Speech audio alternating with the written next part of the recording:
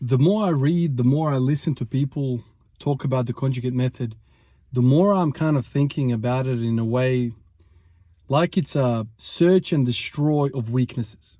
There's a whole lot of auto regulation built into the system. If you think about it, man, it's all about looking at a max lift or a maximum effort set and going to yourself, okay, so what is actually going on in this system, in my body? What is failing? What needs to be? I just saw the cameraman walk past. I'll keep it rolling so you can laugh about it later. It's all about search and destroy of the weaknesses. And so if you think about what the conjugate method really is, it's about, doing strength, doing speed or power, doing GPP, and then assessing all of those movements for weaknesses, and then smashing the hell out of those muscles which we have identified as a weakness.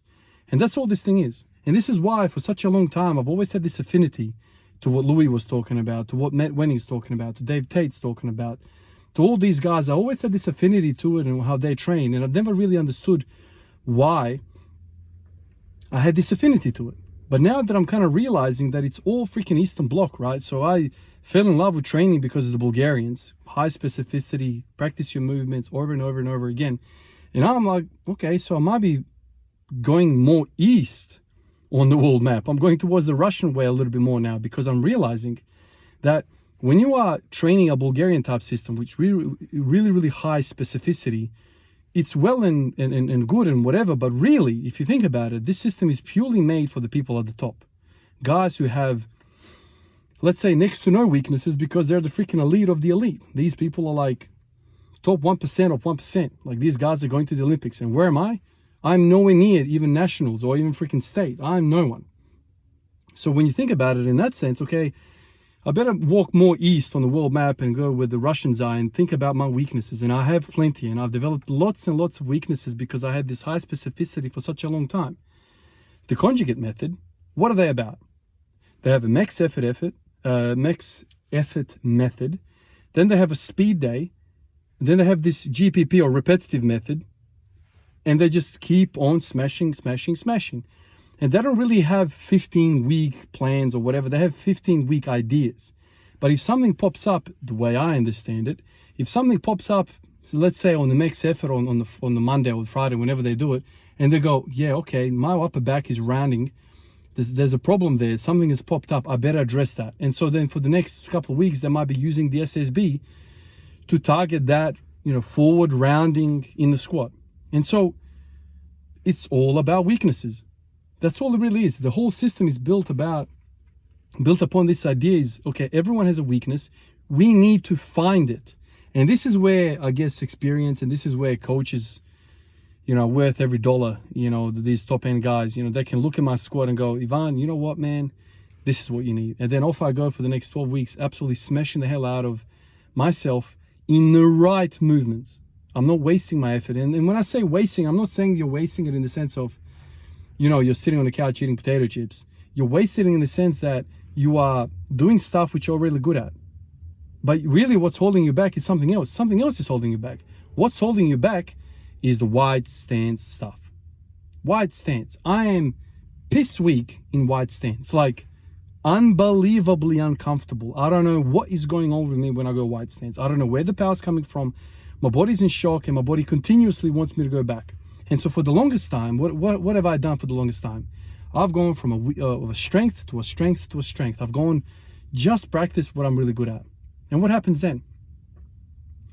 The strengths get stronger to a point, and then they stagnate because the weaknesses are weighing you down so much that not even your strengths can now progress, because the body's like that. Can you stick a freaking V12 in a Corolla and expect everything to work? You can't. The whole thing's going to snap. Clutch is going to snap, the drive shaft, the freaking diff, everything's going to snap. You just can't do it that way. So even in the racing world, it's about, okay, what is the rate limiting step? And this is what conjugate is. What is holding us back? So for instance, today, I did another variation. I did front squats. I don't know when I did front squats last, but they're kind of like in the mix somewhat.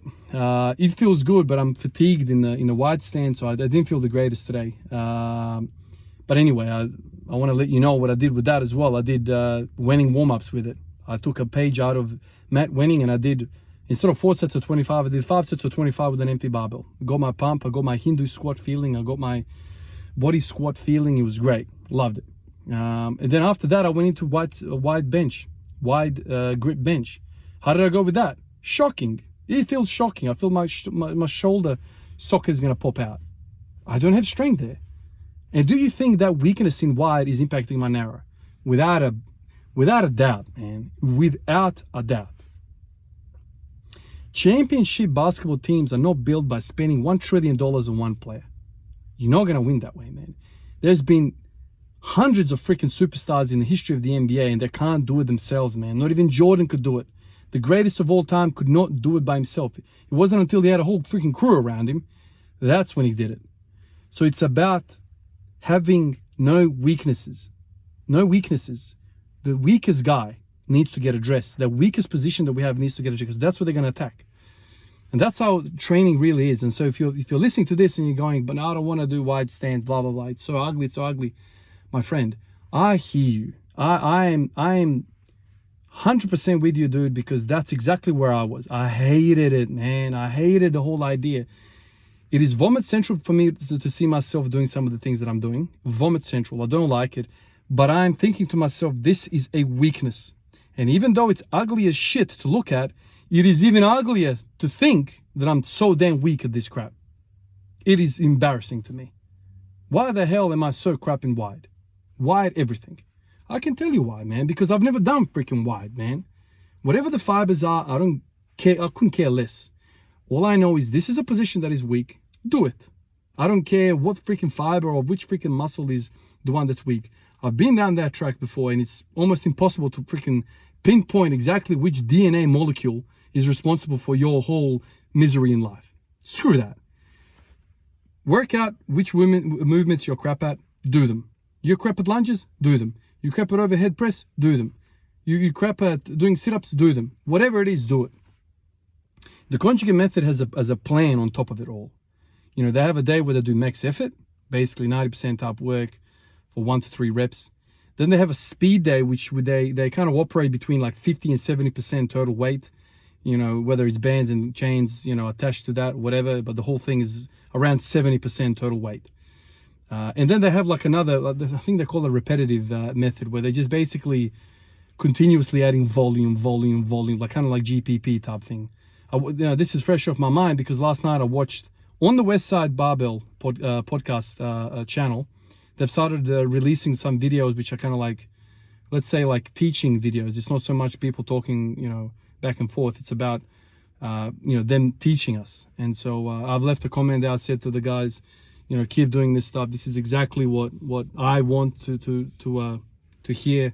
The conjugate method is it's a type of training that is not so straightforward because it relies heavily upon people knowing what the hell they're doing. Heavily.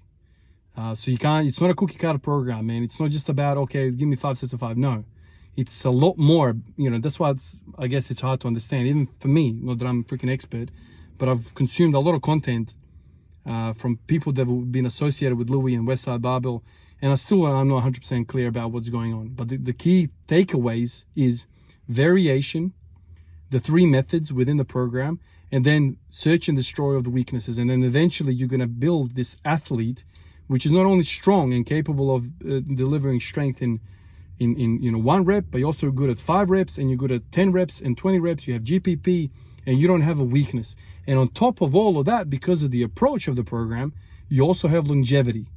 Because when do injuries pop up?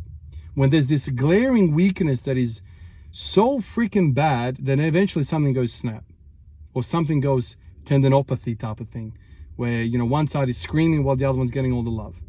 And so then you have these imbalances, and this is where the trouble happens. So I have this like internal, you know, attraction to that type of thinking. It's very similar to like, I don't want to say it's similar, but it's kind of similar to the Bulgarian way of things, where, you know, it's like an Eastern Bloc periodization. That's probably the wrong way to say about it, but it's kind of like the Eastern way of doing things. It's not just a linear, you know, a completely aimless way of just hitting the numbers. It's not block periodization where it's just like whatever it is, you know, in 55 years time what you're doing. It's not that. There's a lot of auto regulation. What is going on? Like, you know, in the Bulgarian system, you're going to what feels right. You know, until you fail, let's say, or until something goes wrong, or something, you know, the form breaks down, or whatever the hell it is, right? Auto regulation. That's kind of what I've taken away from the Bulgarian method for the civilians, for the normal people. So that whole auto regulation thing also is kind of like, I feel like it's emitting from the whole conjugate world as well. Okay, so what's weak? Let's attack that. And it's by feel. It's by looking and assessing and adjusting on the fly, and that's what attracts me to the whole thing, man. And so as you're, you know, attacking this idea with lots and lots of variation, something's gonna pop up which is a glaring weakness. But until you go down the whole variation pathway, you're not gonna know what you're freaking weak at, because you never bloody do it. And that's the whole point. Variation is gonna uncover the shit bastards in the team that are holding the whole damn squad down. Where is the shit bastard? Why are you freaking weighing out the whole team down? You gotta freaking, you know, get more fitter. You gotta go around and run, man. Because it's your lack of effort on the split line that we're getting beat. And it's not as obvious, but you're letting us down. And that's what variation does. And, you know, I love listening to it. I love listening to all the guys. I'm in a bit of a groove right now, just listening to those boys talk about that. It's just I don't know, man. It's really up my alley, man. I really love thinking about training the way they do. And all those boys, man, Louis Simmons, rest in peace. The Westside Barbell guys who are responsible for the channel. Those guys are, you know, doing a great job. Matt Winning, Dave Tate, Mark, you know, Bell. Like, I know he's kind of come from there as well. There's a lot of these guys. It goes to show you how valuable Louis is, not just what he's kind of produced in terms of lifters, but the people that have come out of it. There's a lot of really, really successful guys in this fitness industry, and Louis is the common denominator across the board, which is an unbelievable achievement. And it just shows what a prominent figure Louis Simmons is in the whole history of strength and training and sports performance. Appreciate you guys, and I'll catch you in the next one. Peace out.